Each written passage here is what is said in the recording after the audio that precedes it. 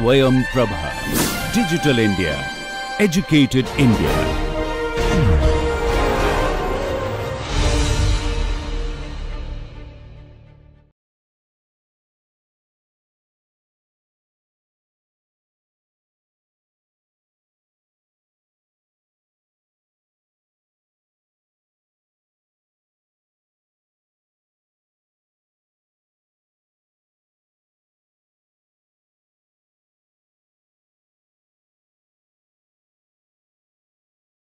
नमस्कार, मैं डॉक्टर मयंक प्रताप, सहायक प्राध्यापक विधि विभाग, काशी हिंदू विश्वविद्यालय से।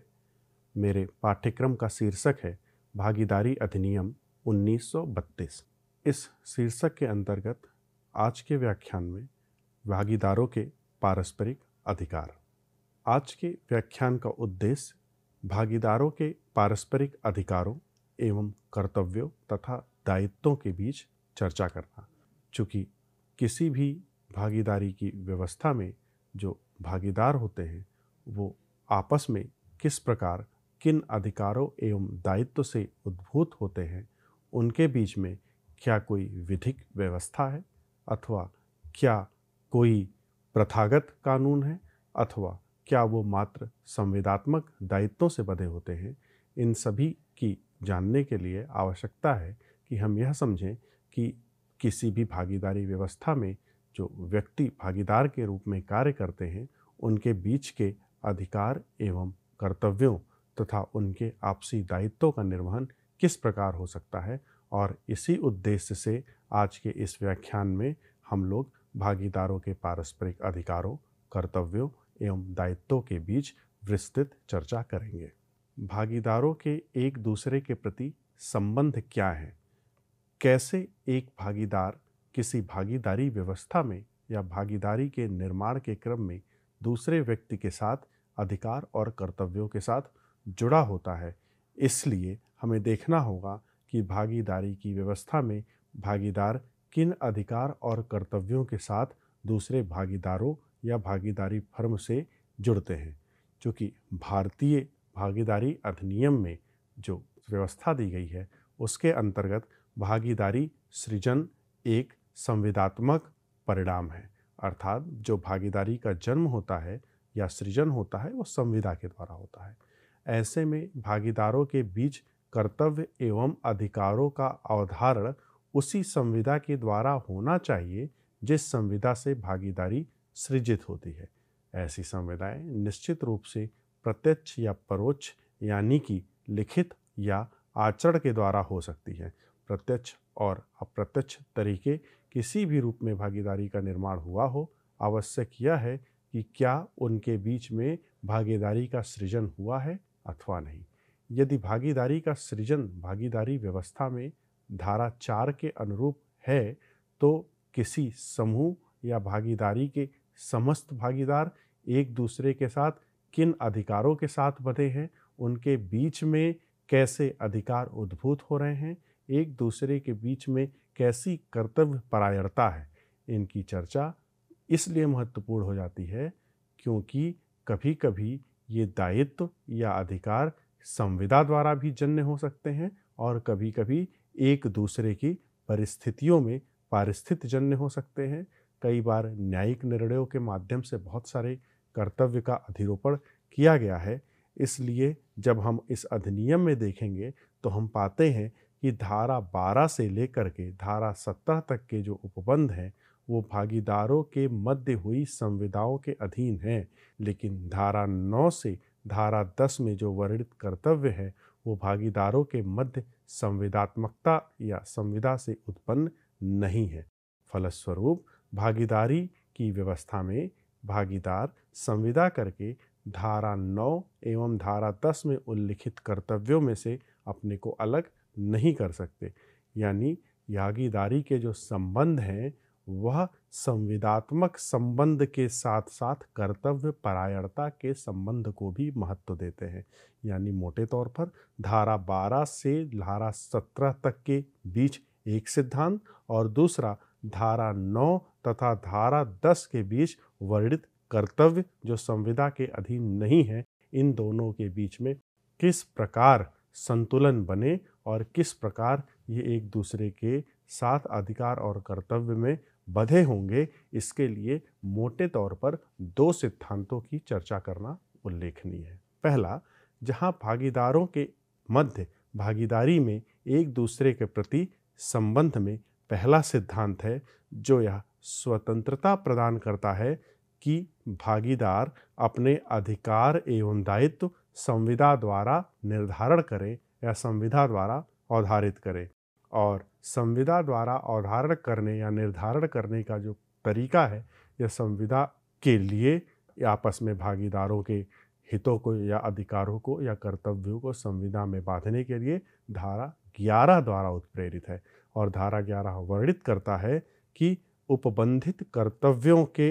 अलावा कुछ अनिवार्य प्रकृति के कर्तव्य हैं जिन्हें संविदा द्वारा प्रवर्तित नहीं किया जा सकता। यानी कि ऐसे कर्तव्य भी हैं जिन्हें संविदा द्वारा प्राकृतिक रूप से परिवर्तित नहीं किया जा सकता, या जिन्हें हम कह सकते हैं कि अनिवार्य श्रेणी के कर्तव्य हैं। और कुछ ऐसे हैं जिनमें फेरफार संभव है, लेकिन ये फेरफार या कर्तव्यों और अधिकारों में, विशेषकर कर्तव्यों में जो बदलाव है, यह ऐसे भी नहीं हो सकता। उसके लिए आवश्यक है कि इसके लिए भागीदारी फर्म के भागीदार आपस में संविदा द्वारा उसमें परिवर्तन करें। और संविदा द्वारा किस प्रकार परिवर्तन करके एक दूसरे को उन कर्तव्यों अथवा अधिकारों से एक दूसरे को बांध सकते हैं, इसके लिए धारा 11 महत्वपूर्ण है, जो इस बात की चर्चा करती है कि भागीदारी के कर्तव्यों और अधिकारों का अवधारण भागीदारों के बीच संविदा द्वारा किया जाएगा। इस धारा में 2 उपधाराएं हैं। प्रथम उपधारा यह स्पष्ट करती है कि इस अधिनियम के उपबंधों के अधीन भागीदारों के पारस्परिक अधिकार एवं कर्तव्यों का अवधारण भागीदारी में संविदा के द्वारा किया जाना चाहिए। यानी अधिकार एवं कर्तव्यों के बीच संविदात्मक संबंध महत्वपूर्ण हो जाएगा। यानी संविदात्मक संबंध द्वारा, चाहे वो संविदात्मक संबंध अभिव्यक्त रूप से हो या व्यवहारचर्या से निकली हो, विवक्षित हो, लेकिन संविदा द्वारा ऐसे फेरफार व्यक्तियों यानी भागीदारों के सहमति या सम्मति से ही किया जाएगा। और ऐसी सम्मति स्वयं में विवक्षित या व्यवहारजन या व्यवहारिक चर्चा पर आधारित हो सकती है। और जो दूसरा महत्वपूर्ण तत्व धारा 11 के अंतर्गत है कि यदि कोई व्यापार अवरोधक कानून या व्यापार अवरोधक करार किया जाता है, तो यदि हम भारतीय संविदा अधिनियम में जाएं और व्यापार उसमें धारा 27 को ग्रहण करें, तो स्पष्ट होता है कि व्यापार अवरोधक करार शून्य होते हैं। यानी भारतीय संविदा अधिनियम के अंतर्गत ऐसा प्रस्तावित है कि कोई भी करार 2 लोगों के मध्य नहीं हो सकता जो कि व्यापार में अवरोध उत्पन्न करने वाला हो। स्पष्ट रूप से व्यापार में अवरोध उत्पन्न करने के लिए किए जाने वाले करार शून्य होते हैं। लेकिन धारा 27 में स्वयं भी इस बात के कुछ अपवाद हैं, जैसे गुडविल या साख, जहां पर व्यापार अवरोधक करार को शून्य नहीं माना जाता। और उसी प्रकार यहाँ पर धारा 11 की उपधारा 2 में स्पष्ट है कि धारा 27 भारतीय संविदा अधिनियम में किसी बात के होते हुए भी ऐसी संविदाएं की जा सकती हैं जहां भागीदार, जब वह भागीदार रहे, कि फर्म के कार्य के अलावा कोई अन्य कारोबार नहीं करेगा। यानी यदि 2 भागीदारों के मध्य संविदात्मक संबंध में इस प्रकार का आशयित संविदा की जाए कि जब तक अगला व्यक्ति भागीदारी फर्म में भागीदार के रूप में कार्य करेगा, तब तक वह किसी अन्य प्रकार का कारोबार नहीं कर सकता, इस प्रकार के कर्तव्य का अधिरोपण धारा 11 की उपधारा 2 के अंतर्गत भागीदारों के मध्य संविदात्मक संबंध में किया जा सकता है। दूसरा सिद्धांत यह है कि भागीदारों के पारस्परिक संबंध विश्वास, सद्भावना, न्यायपरायणता पर आधारित होने चाहिए। यानी भागीदारों में प्रत्येक भागीदार फर्म के कार्य हेतु करने अपने कार्यों से फर्म तथा अन्य भागीदारों को वांछित कराने के लिए अधिकृत होता है। यानी एक भागीदार से अपेक्षा की जाती है कि वह सद्भावपूर्वक, ईमानदारी के साथ फर्म में काम करे और उसे फर्म में सद्भाव और ईमानदारी और न्यायपरायणता के साथ कार्य करना चाहिए। ऐसे में वह अपने सहभागीदारों के प्रति न्यायपरक, न्यायपरायण, ईमानदार और निष्ठावान बने रहे, ऐसी अपेक्षा कर्तव्य द्वारा निर्धारित की जाती है। धारा 9 में विशेष रूप से इस सिद्धांत को वैधानिक मान्यता दी गई है। यानी धारा 9 को देखने पर स्पष्ट होता है कि जहां भागीदार एक दूसरे के प्रति न्यायिक, ईमानदार और निष्ठावान होने के लिए बाध्य होते हैं, इस कर्तव्य का संविदा द्वारा बहिष्करण नहीं किया जा सकता। इस प्रकार धारा 9 और धारा 11 में हमें जो महत्वपूर्ण अंतर दिखाई पड़ रहा है कि धारा 11 में हम जिस भी अधिकार या कर्तव्य की बात कर रहे हैं वह संविदात्मक संबंध द्वारा उद्भूत हो रहे हैं। यानी संविदात्मक संबंध स्थापित करके भागीदार आपस में यह संविदा कर सकते हैं कि वह एक व्यक्ति के ऊपर, यानी एक भागीदार दूसरे भागीदार या फर्म के सापेक्ष किस प्रकार के कर्तव्यों की अपेक्षा करता है, उसे संविदात्मक संबंध द्वारा संविदा में आबद्ध करने के लिए। लेकिन धारा 9 किसी भी प्रकार से किसी संविदात्मक संबंध की बात नहीं करती है। वह मात्र कार्यों में ईमानदारी, न्यायपरायणता, आपसी संव्यवहार में निष्ठापूर्वक कार्य करने के कर्तव्य की बात करती है और ये अपेक्षा करती है कि प्रत्येक परिस्थिति में भागीदारों के बीच ऐसी न्यायपरकता, ऐसी ईमानदारी, ऐसी श्रेष्ठता बनी रहनी चाहिए और संविदात्मक संबंध का सहारा लेकर के किसी संविदा के द्वारा संविदा करके इन मूल सिद्धांतों को बहिष्कृत नहीं किया जाना चाहिए। यानी ऐसे कर्तव्यों को बहिष्कृत नहीं किया जा सकता। और ऐसे कौन कौन से कर्तव्य हैं इसकी चर्चा हम इस अध्याय में कर रहे हैं, जिसमें सबसे महत्वपूर्ण धारा 9, धारा 16, धारा 13 है, जिसमें हम देखते हैं कि धारा 9 में स्पष्ट रूप से कहा गया है, विशेषकर धारा 9 के उपधारा 2 में, कि एक दूसरे के प्रति विश्वास परायण एवं वफादार होने का कर्तव्य। दूसरी अपेक्षा धारा 16 खा के अंतर्गत की गई है, जिसमें यह कहा गया है कि प्रतिस्पर्धा में व्यापार ना करने का कर्तव्य। तीसरी अपेक्षा धारा 13 की तथा धारा 12 की उपधारा खा में तत्परता बनाए रखने के कर्तव्य के संबंध में स्पष्ट करती है। और इसी प्रकार धारा 10 कपट द्वारा होने वाली हानि के लिए क्षतिपूर्ति प्राप्त करने का कर्तव्य। धारा 9 लेखा और सच्चा लेखा, जो अकाउंट लेख हैं, उसमें पूर्ण जानकारी देने के कर्तव्य का निर्धारण करती है। धारा 14 और धारा 15 संपत्ति का उपभोग कारोबार के प्रयोजन के लिए करने का कर्तव्य अधिरोपण करती है। और इसी प्रकार धारा 16 व्यक्तिगत लाभ को प्रकट करने के कर्तव्य का अधिरोपण करती है। इस प्रकार धारा 9 से धारा 16 के बीच विभिन्न धाराओं और उपधाराओं में ऐसे कर्तव्य का निर्वहन और कर्तव्य को अधिरोपित किया गया है जिसे संविदा द्वारा वर्जित या अपकरिष्कृत नहीं किया जा सकता, बल्कि इसे शामिल किया ही जाएगा। इसी प्रकार भागीदारी के कर्तव्य को यदि हम विस्तार पूर्वक अध्ययन करें तो हम पाएंगे कि भागीदारी के कर्तव्यों में जो सबसे महत्वपूर्ण कर्तव्य है वह यह कि भागीदारी के लिए भागीदारों के बीच आपसी विश्वास परायण एवं वफादारी का बना रहना, यानी विश्वास परायण और वफादार होने का कर्तव्य। यह एक महत्वपूर्ण कर्तव्य है जहां प्रत्येक भागीदार दूसरे भागीदार के साथ यह अपेक्षा करता है और इस कर्तव्य के साथ रहता है कि फर्म के समस्त भागीदार अधिकतम लाभ के लिए फर्म के संचालन सुचारू व्यवस्था को बनाए रखने, फर्म की कीमत पर स्वयं के किसी भी गुप्त लाभ का अर्जन नहीं करेंगे। यदि कोई भी भागीदार ऐसे कर्तव्यों का अतिलंघन करता है या उल्लंघन करते हुए किसी प्रकार का गुप्त लाभ लेता है तो वह इस प्रकार के गुप्त लाभ को फर्म को वापस करने के लिए बाध्य होगा। यानी धारा 9 को हम स्पष्ट करें तो धारा 9 को देखने पर ऐसा महसूस होता है, जो यह बात का उल्लेख करती है कि भागीदार के साधारण कर्तव्य भागीदार सर्वाधिक सामान्य फायदे के लिए कारोबार को चलाने, एक दूसरे के प्रति विश्वासपरायण और वफादार रहने तथा भागीदार या उसके विधिक प्रतिनिधियों द्वारा सच्चा लेखन, फर्म पर प्रभाव डालने वाली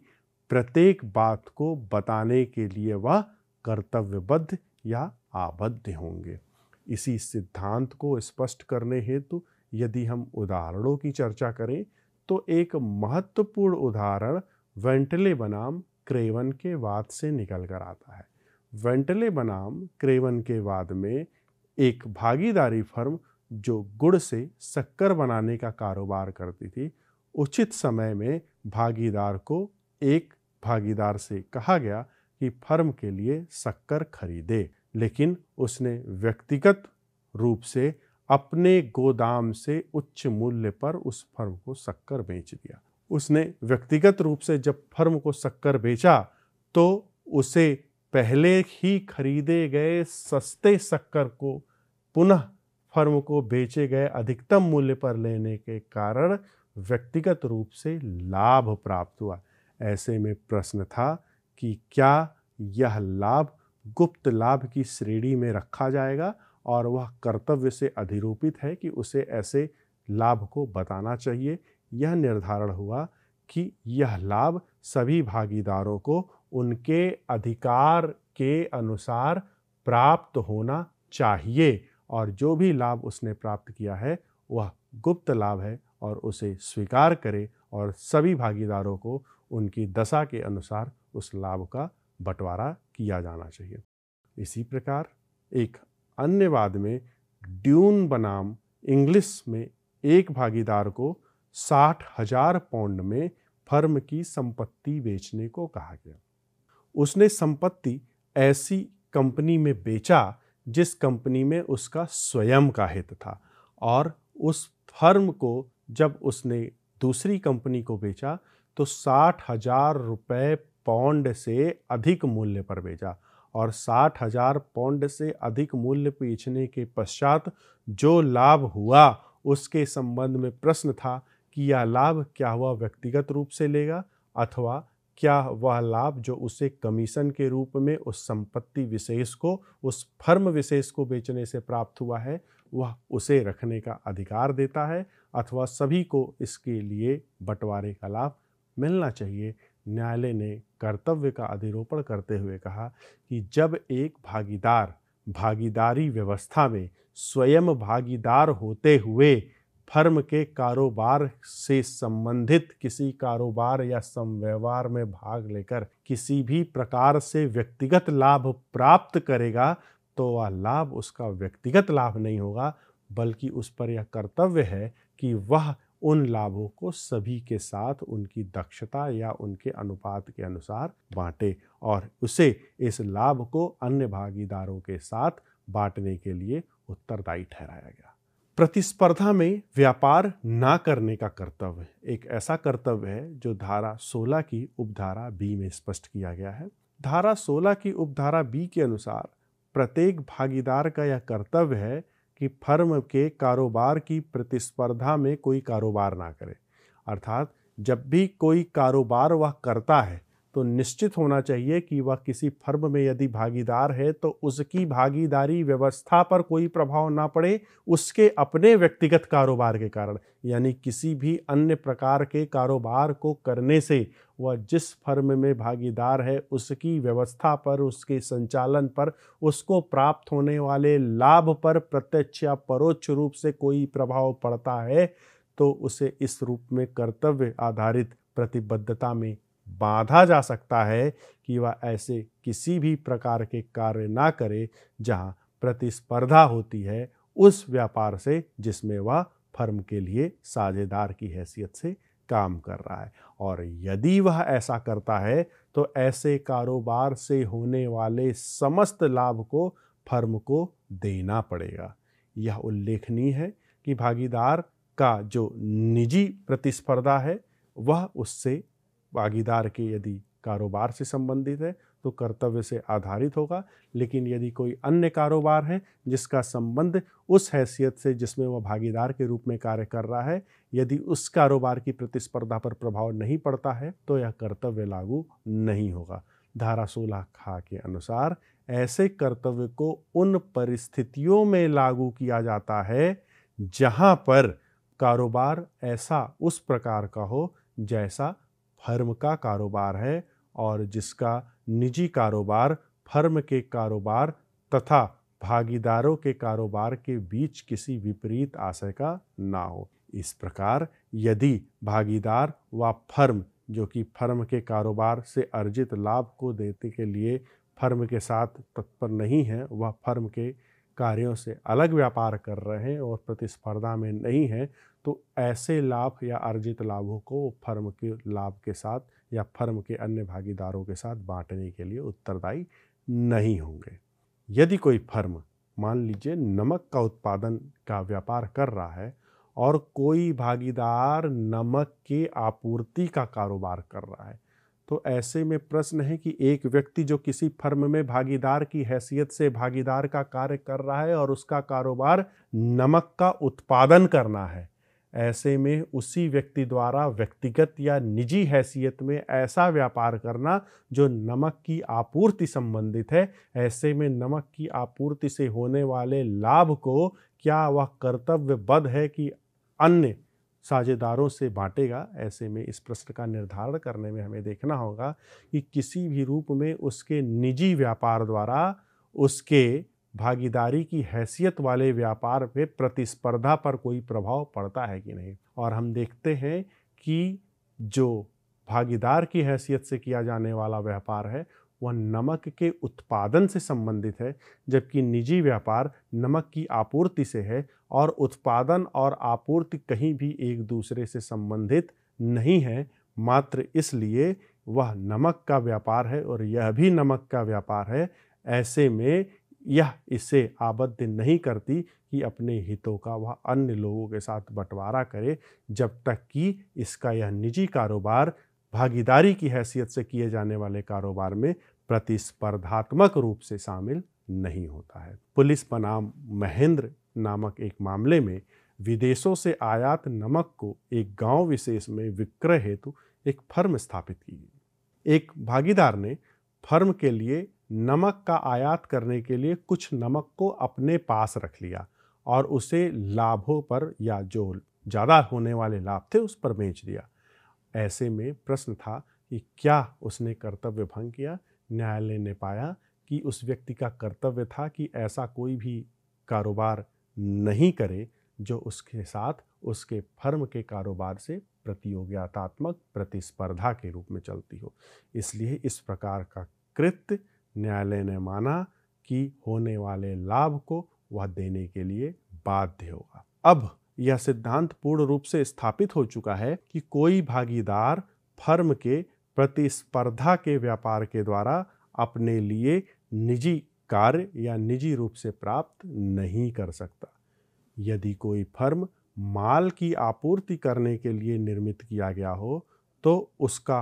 कोई भी भागीदार जो माल की आपूर्ति का व्यक्तिगत कारोबार नहीं कर सकता। ऐसे में उल्लेखनीय तथ्य है कि भागीदार ऐसा कारोबार निजी लाभ के लिए नहीं कर सकता है। यदि उसका संबंध भागीदारी से ना होता तो वह ना कर पाता। यानी इसके लिए जो परीक्षण या कसौटी है वह यह देखना कि क्या भागीदार ऐसा कारोबार निजी लाभ के लिए कर सकता है अथवा नहीं। यदि उसका संबंध भागीदारी से नहीं होता तो क्या वह ऐसे कार्य को कर पाता अथवा नहीं।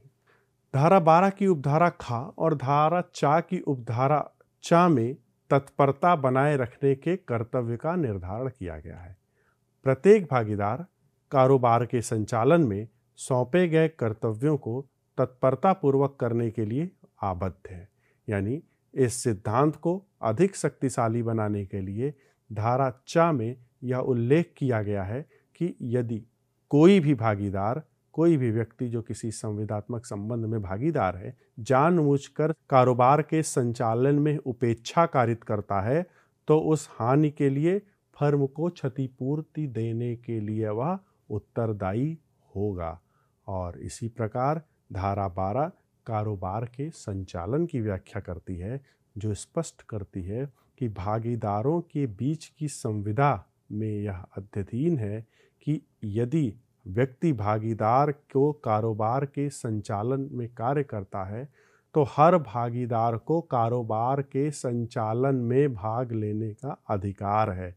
और हर भागीदार इस बात के लिए कर्तव्यबद्ध है कि वह कारोबार के संचालन में अपने कार्यों का निर्वहन तत्परतापूर्वक करे। यानी कारोबार के संचालन में जो महत्वपूर्ण तथ्य है वह यह कि एक भागीदार कारोबार के संचालन में सक्रिय भूमिका निभाने के लिए आबद्ध होता है। यद्यपि प्रत्येक प्रकार के कारोबार में प्रत्येक साझेदार जरूरी नहीं है कि सक्रिय भूमिका निभाएं, लेकिन जहां तक अधिकार और कर्तव्य की बात है, प्रत्येक भागीदार को यह कर्तव्य होता है कि वह भागीदारी के कारोबार के संचालन में या संचालन की व्यवस्था में सुचारू रूप से भाग ले और उसे भाग लेने का अधिकार भी है। और साथ ही साथ एक कर्तव्य भी है कि कारोबार के संचालन में जो भी अधिकार के सापेक्ष कर्तव्य दिए गए हैं उन कर्तव्यों का वह निष्ठापूर्वक पालन करे और तत्परतापूर्वक उन कर्तव्यों को पूरा करे। इसी प्रकार धारा 13 की उपधारा 4 स्पष्ट करती है कि भागीदारी उस हानि के लिए फर्म की क्षतिपूर्ति करेगा जो फर्म के कारोबार के संचालन में जानबूझकर उपेक्षा द्वारा कारित की गई है। यानी जब कोई भागीदार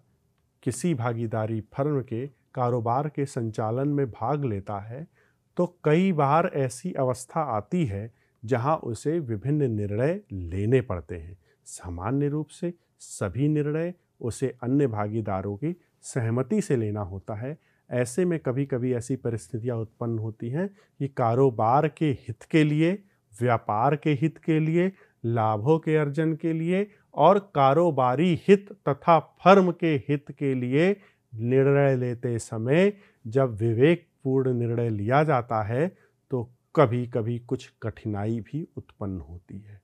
ऐसे में प्रश्न ये है कि इस परिस्थिति का लाभ लेते हुए यदि किसी व्यक्ति ने तत्परतापूर्वक कार्य करने के कर्तव्य का उल्लंघन कर दिया और इस प्रकार जानबूझकर उपेक्षा की जिसके कारण फर्म को कोई हानि हुई, तब क्या वह ऐसे विवेकपूर्ण निर्णय के आशय का सहारा ले सकेगा? धारा 13 की उपधारा 4 स्पष्ट करती है कि जब भी कोई भागीदार किसी कारोबार के संचालन में भाग लेता है और सभी उपेक्षाओं की, सभी कर्तव्यों की उपेक्षा करते हुए जानबूझकर कोई ऐसी उपेक्षा करता है जिससे फर्म में क्षति हुई है, तब वह फर्म को होने वाली क्षति के लिए क्षतिपूर्ति देने के लिए कर्तव्यबद्ध होगा और जानबूझकर उसके द्वारा की गई उपेक्षा से जो फर्म को कारित हुई है, भागीदार उस हानि के लिए फर्म की क्षतिपूर्ति करेगा। इसके लिए वादी और प्रतिवादी के एक वाद विशेष को यहाँ उल्लिखित करना आवश्यक है, जहाँ एक व्यक्ति ने वादी के रूप में, जिसे हम समझ रहे हैं, जो भागीदार था, प्रतिवादी जो भागीदार के साथ, उसने एक वस्तु के विक्रय के लिए करार की। प्रतिवादी ने कहा कि भागीदार के रूप में उसका जो कर्तव्य है उस वस्तु को बेचना किसी अन्य फर्म को, वह अभी नहीं परंतु बाद में बेचेगा। लेकिन बाद में बेचने या कुछ समय के बाद बेचने का परिणाम यह हुआ कि बाजार में उस वस्तु के दाम गिर चुके थे, जिससे कम दाम प्राप्त हुए। अब ऐसे में प्रतिवादी जो उसी फर्म का भागीदार था, उसने उससे क्षतिपूर्ति की मांग की। वादी ने प्रतिवादी से इस हानि के लिए जिम्मेदार ठहराते हुए मुकदमा किया और न्यायालय के सामने यह प्रश्न था कि क्या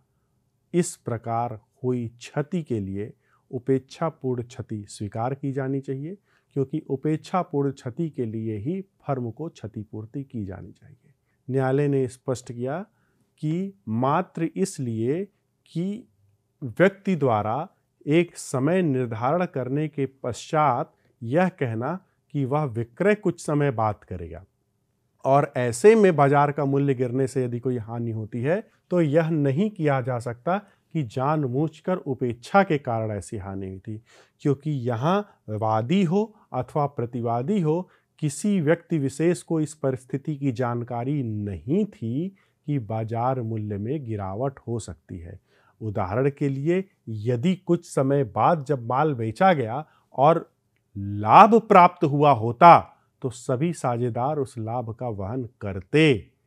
ना कि कोई विशेष लाभ उस प्रतिवादी विशेष को मिलता। ऐसे में इसी प्रकार बाजार की व्यवस्था में मूल्य का बढ़ना और गिरना एक सामान्य प्रक्रिया है, और बाजार मूल्य से कम मूल्य मिलने के कारण इसका निर्धारण करते हुए यह नहीं कहा जा सकता कि प्रतिवादी ने अपने कर्तव्य की उपेक्षा की है। ऐसे में एकाएक मूल्य गिरने के फलस्वरूप होने वाली क्षति के लिए क्षतिपूर्ति देने के लिए फर्म को वह उत्तरदायी नहीं ठहराया जा सकता। इसी प्रकार धारा 10 के अंतर्गत कपट द्वारा हानि के लिए क्षतिपूर्ति। धारा 10 कपट से हानि के लिए क्षतिपूर्ति करने का कर्तव्य हर भागीदार उस हर हानि के लिए फर्म की क्षतिपूर्ति करेगा जो फर्म के कारोबार के संचालन में उस कपट के कारण फर्म को प्राप्त हुई हो। यानी प्रत्येक भागीदार फर्म को हुई हानि की क्षतिपूर्ति करने के लिए उत्तरदायी है यदि ऐसी हानि उसके द्वारा फर्म के संचालन में या कारोबार के संचालन में उसके कपट पूर्व कार्यों के द्वारा हुई हो। इस संबंध में हमें ध्यान रखना होगा कि कपट का आशय उसी से है जो धारा 17 के अंतर्गत भारतीय संविदा अधिनियम में बताया गया है। यानी भारतीय संविदा अधिनियम की धारा 17 में यदि हम कपट की परिभाषा को देखें तो स्पष्ट होता है कि कपट में जानबूझकर की गई उपेक्षा शामिल है। एक्टिव कंसीलमेंट, सक्रिय रूप से छिपाया जाना, यानी जानबूझकर मिथ्या उपदेशन करना, जानते हुए सक्रिय रूप से भागीदारी होना, जहां पर मैलिस या दुर्भावना का तत्व भी शामिल होता है। इस प्रकार कोई कार्य किया जाए और अन्य भागीदारों को या फर्म को कोई हानि होती है, तब ऐसे में यह कर्तव्य है उस व्यक्ति का जिसने ऐसे उल्लंघन के कारण फर्म को या अन्य भागीदारों को क्षति पहुंचाई है कि वह क्षतिपूर्ति देने के लिए आबद्ध होगा। सच्चा लेख तथा पूर्ण जानकारी देने का कर्तव्य। धारा 9 प्रत्येक भागीदार के ऊपर यह कर्तव्य अधिरोपित करती है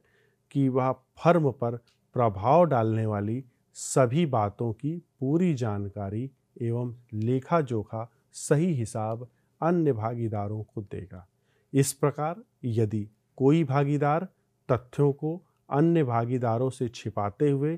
फर्म की संपत्ति किसी दूसरे व्यक्ति को बेच देता है तो बाद में पुनः खरीदने पर अगर कोई लाभ होता है तो वह ऐसा लाभ फर्म को देने के लिए उत्तरदायी है। इस प्रकार यदि कोई भागीदार फर्म के संबंध में कोई विशेष जानकारी रखते हुए या तथ्यों को छुपाते हुए या तथ्यों को छुपाकर अन्य भागीदारों को सूचना दिए हुए बिना भागीदारी के अंशों को क्रय कर लेता है तो संपूर्ण कर विक्रय का संव्यवहार शून्य करड़ी होगा और न्यायालय द्वारा इसे अस्वीकृत किया जा सकता है। इसलिए प्रत्येक भागीदारों का कर्तव्य है कि फर्म पर प्रभाव डालने वाली सभी बातों की पूरी जानकारी, उसके हिसाब अन्य भागीदारों को भी दिया जाना चाहिए। संपत्ति का उपयोग फर्म के कारोबार के प्रयोजन के लिए करना। धारा 15 इस मामले पर प्रकाश डालते हुए कहती है कि फर्म की संपत्ति का उपयोजन भागीदारों के बीच संविदा के अधीन है और यह कि फर्म की संपत्ति भागीदारों द्वारा अन्यथा कारोबार के प्रयोजन के लिए धारित और उपधारित की जाएगी। रजनीकांत हसमुखलाल बनाम नटराज थिएटर इसमें एक महत्वपूर्ण बात है जहां न्यायालय ने इस तथ्य को विशेष रूप से विश्लेषित किया और निर्णय दिया कि जब तक भागीदारी या साझेदारी विद्यमान है, यानी भागीदारी में अस्तित्व के बने रहने के दौरान फर्म की संपत्ति को किसी भी रूप में पृथक संपत्ति के रूप में नहीं दिखाया जा सकता है। जब तक कि भागीदारी बनी हुई है, भागीदारी का अस्तित्व कायम है, साझेदार उस भागीदारी की व्यवस्था में भाग ले रहे हैं, तब तक यह नहीं कहा जा सकता कि वह किसी भागीदार विशेष की संपत्ति है या साझेदारी की संपत्ति किसी व्यक्तिगत या विशेष की संपत्ति है। अर्थात विद्यमान भागीदारी की दशा में फर्म की संपत्ति को किसी भी दशा में भागीदारी से पृथक संपत्ति के रूप में नहीं दर्शाया जाना चाहिए और प्रत्येक भागीदार का यह कर्तव्य है कि वह फर्म की संपत्ति का प्रयोग केवल फर्म के कारोबार के लिए ही करे। फर्म के कारोबार के अलावा किसी अन्य कारोबार के लिए फर्म की संपत्ति का प्रयोग नहीं किया जाना चाहिए, मात्र इसलिए कि यह संपत्ति किसी व्यक्ति विशेष की है और वह अपनी संपत्ति का जिस प्रकार चाहे अपने किसी भी कार्य के लिए उपयोग में ला सकता है। यह तथ्य उस संबंध में विचारणीय बिल्कुल नहीं होगा जबकि उस संपत्ति को उस व्यक्ति ने भागीदारी के हित में, भागीदारी की व्यवस्था में, भागीदारी में लगाया हो। अर्थात जब कोई व्यक्ति धारा 4 के अंतर्गत संविदा के द्वारा ऐसे संबंध में आता है जहां वे कारोबार में संचालन के दौरान होने वाले लाभ को आपस में बांटने के लिए एक विशेष संबंध, जिसे भागीदारी की व्यवस्था या भागीदारी का संबंध है कह रहे हैं, में आते हैं, तब उन्होंने जो भी संपत्ति अपनी व्यक्तिगत हैसियत से उस फर्म में लगाई है,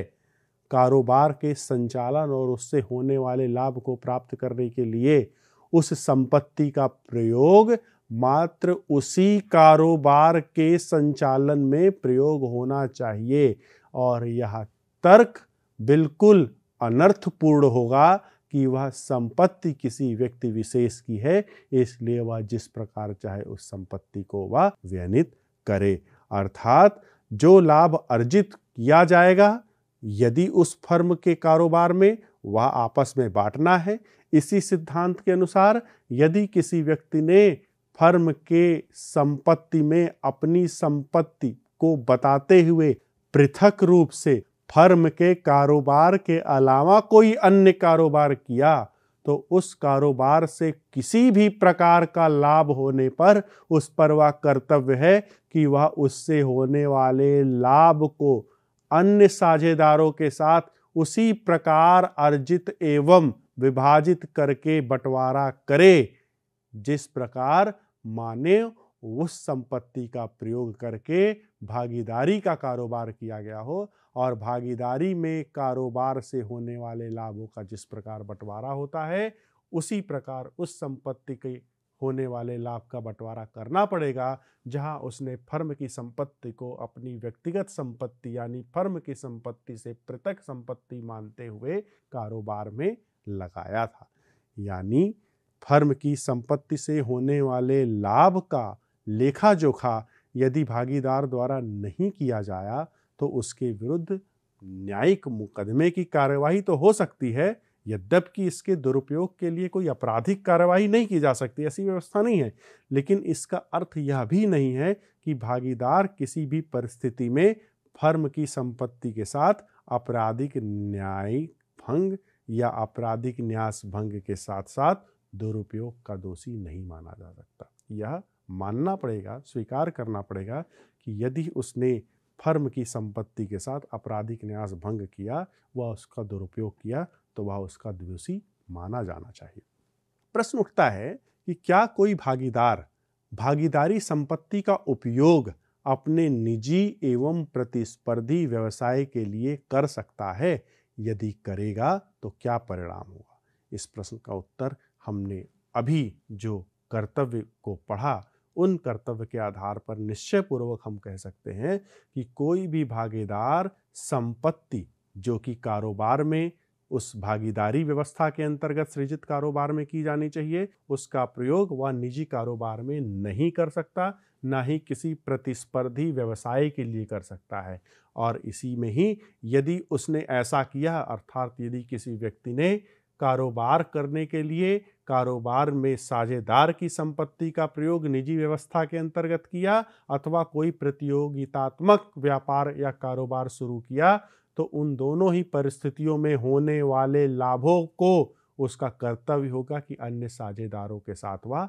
बंटवारा करे या उसको बांट ले। और इसी प्रकार धारा 16 यह उपबंध करती है कि व्यक्तिगत लाभ को प्रकट करने का कर्तव्य भी भागीदारों पर होता है। यानी जो भागीदार होते हैं, भागीदारों द्वारा उपार्जित व्यक्तिगत लाभों को भागीदारों के बीच की संविदा के अधीन यह कर्तव्य है कि यदि कोई भागीदार फर्म के किसी समव्यवहार या फर्म के संपत्ति या कारोबार संबंध या फर्म के नाम से उपयोग में कोई लाभ व्युत्पन्न करता है, तो वह लाभ या उस लाभ का लेखा जोखा फर्म को देना होगा और उस लाभ का संदाय वो फर्म को करेगा। और दूसरी तथ्य कि यदि कोई भागीदार फर्म के कारोबार की ही प्रकृति का कोई अन्य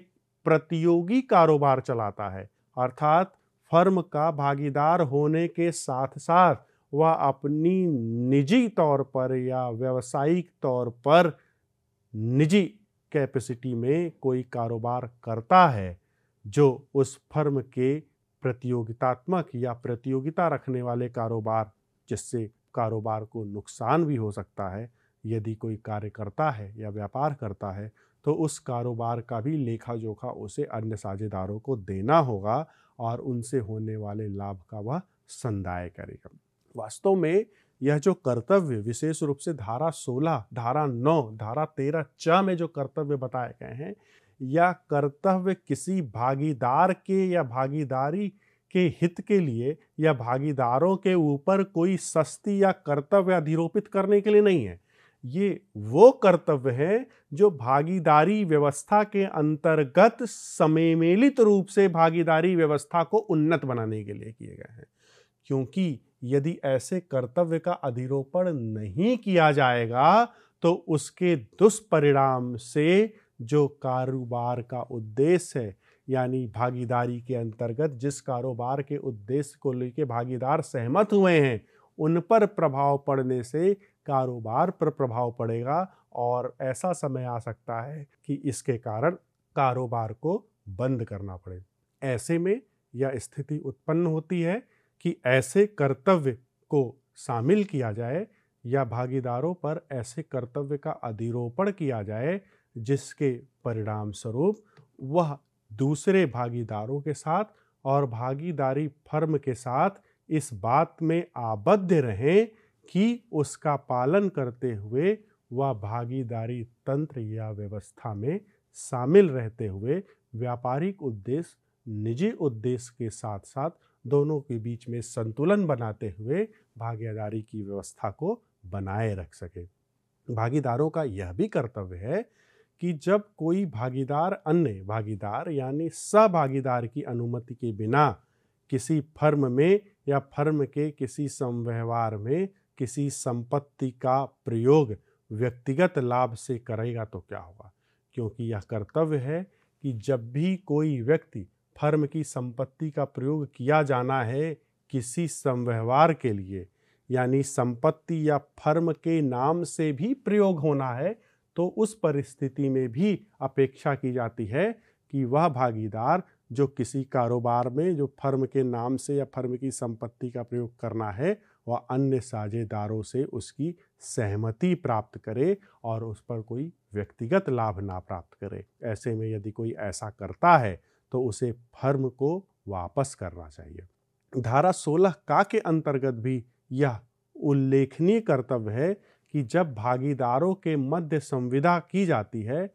तो यह संविदा के अधीन है कि जिसके फलस्वरूप यदि उनके बीच में कोई करार है जिसके अनुसार कोई भागीदारी फर्म कोई लाभ प्राप्त करता है या लाभ का अर्जन करता है, तो बिना ऐसे करार के कोई भी भागीदार व्यक्तिगत लाभ प्राप्त नहीं कर सकता है। इस संबंध में एक महत्वपूर्ण वाद गार्डनर बनाम मैकचेयन का है, जिसमें दो व्यक्ति भागीदारी में एक जहाज द्वारा सामान ढोने के करार में शामिल हुए। दोनों ही व्यक्ति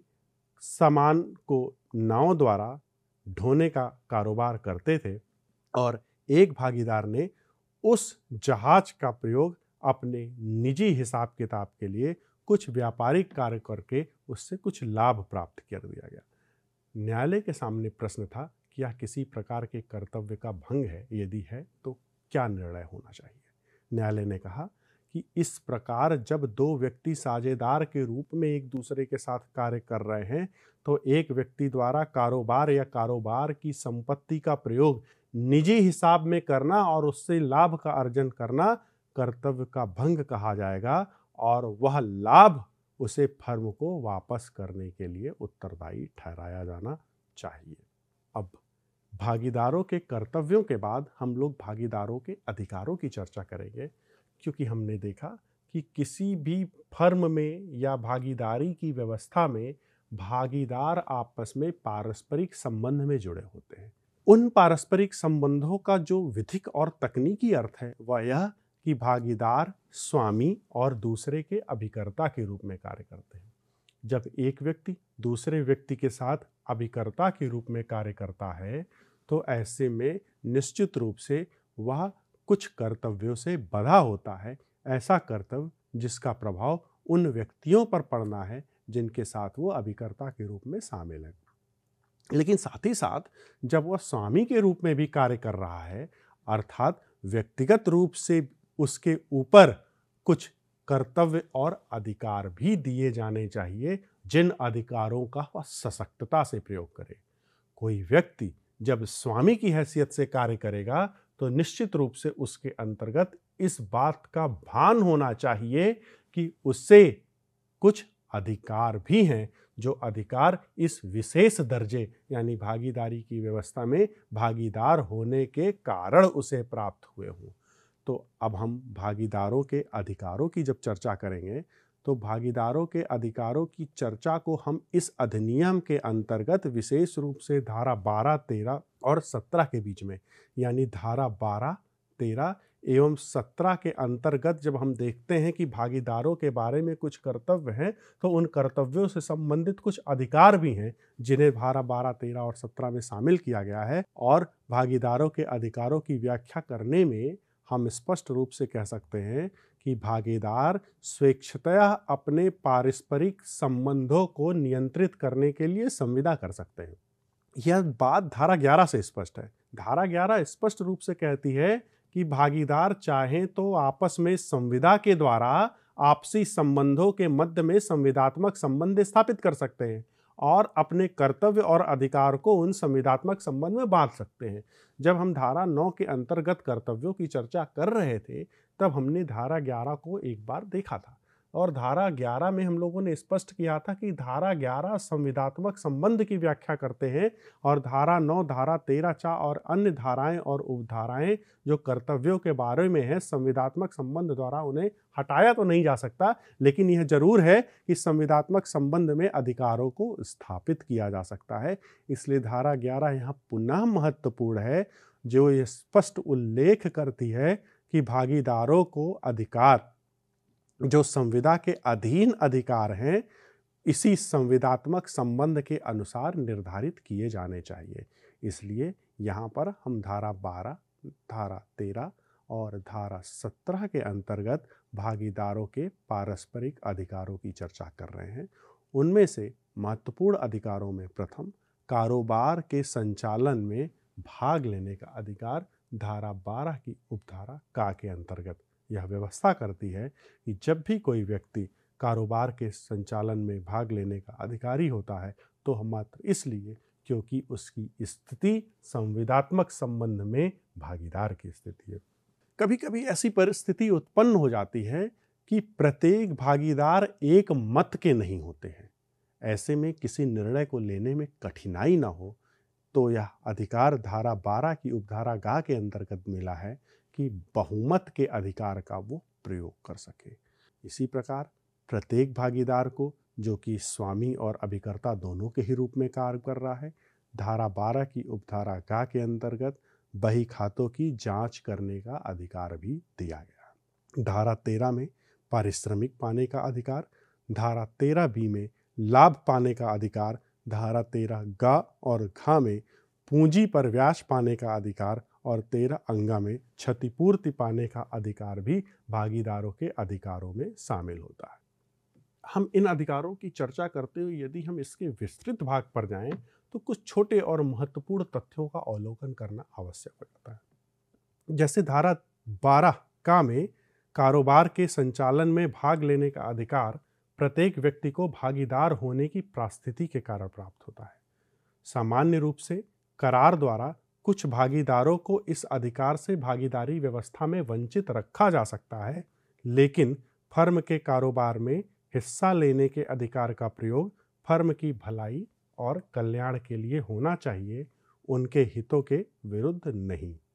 दूसरा, बहुमत का अधिकार। धारा 12 की उपधारा ग में प्रत्येक भागीदारों को यह अधिकार है कि वह कारोबार से संबंधित सभी निर्णयों में अन्य भागीदारों की सहमति ले। कभी कभी ऐसा हो जाता है कि किसी विषय या कारोबार से संबंधित किसी विषय में मतभेद उत्पन्न हो जाना और मतभेद उत्पन्न हो जाने पर निर्णय किस प्रकार संभव हो, तो इसके लिए बहुमत का अधिकार सर्वसुलभ अधिकार है जिसका प्रयोग किया जाना चाहिए। लेकिन यह ध्यान रखने योग्य है कि बहुमत के अधिकार का प्रयोग करके कोई ऐसे कार्य नहीं किए जाने चाहिए जो दुर्भावना से उत्पन्न हो। यदि भागीदारी विलेख या किसी मामले को सुलझाने के लिए कोई व्यवस्था है जहां बहुमत का प्रश्न नहीं उठता है, ऐसे में समस्त मतभेद बहुमत के द्वारा सुलझाए जा सकते हैं। अब इस अधिकार को देखने पे यह तो स्पष्ट हो जाता है कि बहुमत का अधिकार एक व्यापक अधिकार है। जहां भी बहुमत में कुछ लोगों को अल्पमत में कर दिया जाए, वो किसी भी प्रकार का निर्णय लेने की क्षमता रखेंगे। जैसे ब्लिसट बनाम डेनियल के वाद में एक भागीदार लड़के को मैनेजर के रूप में नियुक्त किए जाने का एक भागीदार, जैसे वादी हम समझ रहे हैं, वादी ने विरोध किया और जिसके लड़के को भागीदार बनाने के लिए दूसरे भागीदार ने विरोध किया था, उसके पिता ने भागीदारी के बहुमत के अधिकार का प्रयोग करते हुए सभा में एक संकल्प लाया कि बहुमत के अधिकार का प्रयोग करते हुए उस व्यक्ति को जिसने विरोध किया था उसे भागीदारी से हटाया जाता है और उसे भागीदारी से वंचित कर दिया गया। मामला जब न्यायालय में पहुंचता है तो न्यायालय ने अभी निर्धारित किया कि बहुमत ने अपनी शक्ति का प्रयोग सद्भावनापूर्वक कार्य करने में नहीं किया था, इसलिए यह नोटिस प्रभावहीन है तथा भागीदार फर्म को भागीदार की हैसियत से वापस पदस्थ किया जाना चाहिए। इसी प्रकार इकोनॉमिक ट्रांसपोर्ट कैरियर बनाम इकोनॉमिक ट्रांसपोर्ट कैरियर के वाद में निर्णय हुआ कि बहुमत द्वारा किसी पर व्यक्ति को फर्म के नाम का प्रयोग देने की अनुमति देना उचित नहीं है। बहुमत को किसी भी मामले में यह अधिकार नहीं है कि किसी पर व्यक्ति को फर्म के नाम का प्रयोग या फर्म का लाभ लेने के लिए अधिकृत किया जाए, और ऐसा कोई भी निर्णय यदि बहुसंख्यक द्वारा लिया जाता है तो उसे वापस लेना पड़ेगा। इसी प्रकार बही खातों की जांच करने का अधिकार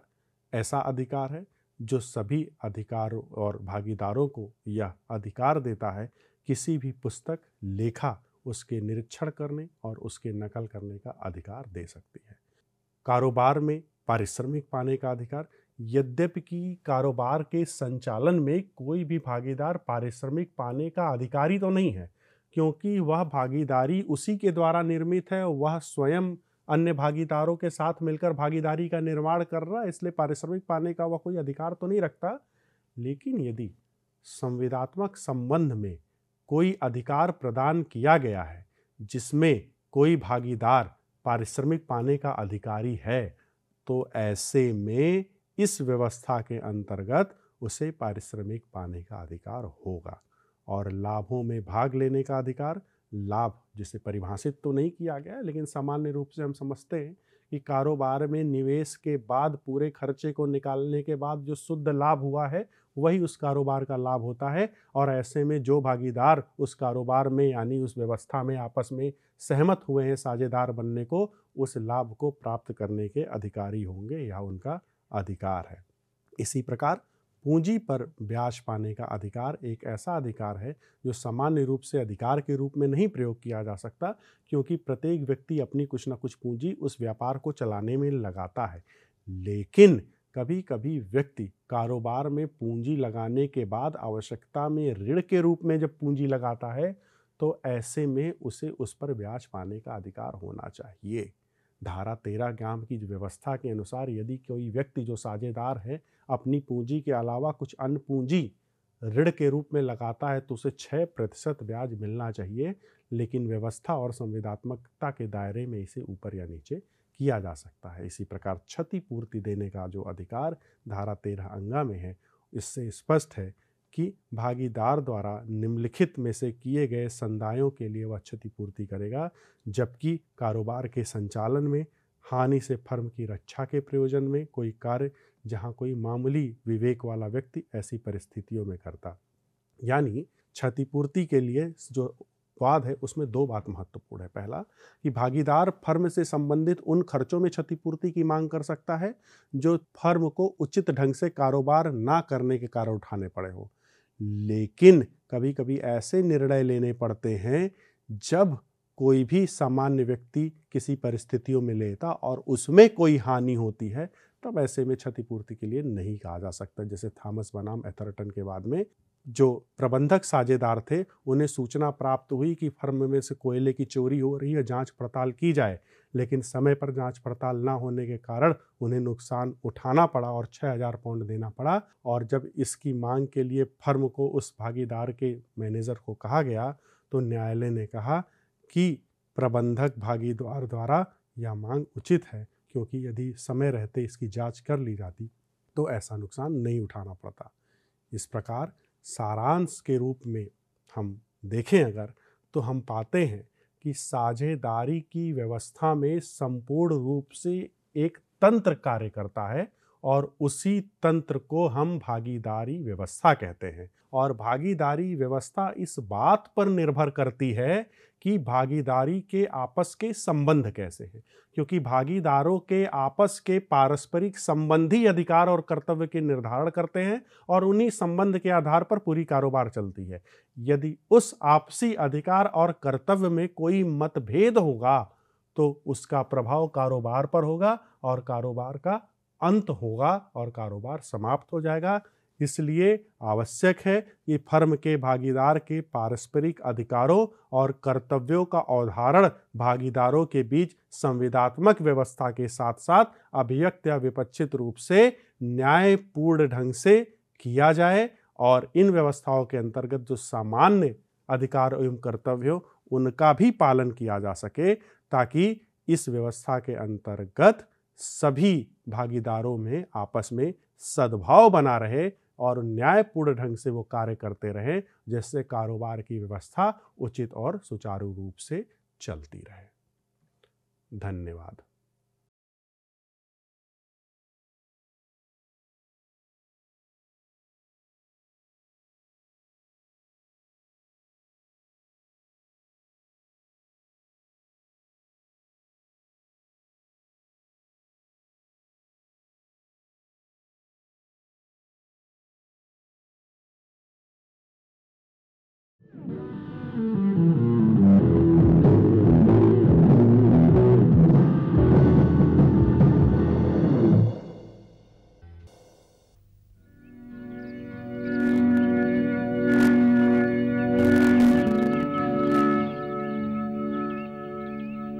When Copernicus said the earth revolves round the sun, it was considered blasphemy. When Galileo said the earth was round, we thought he was mad. When Darwin said that monkeys are the ancestors of man, we thought he had lost it. When the ecologists said this was the end of the world and the human race, we didn't believe them.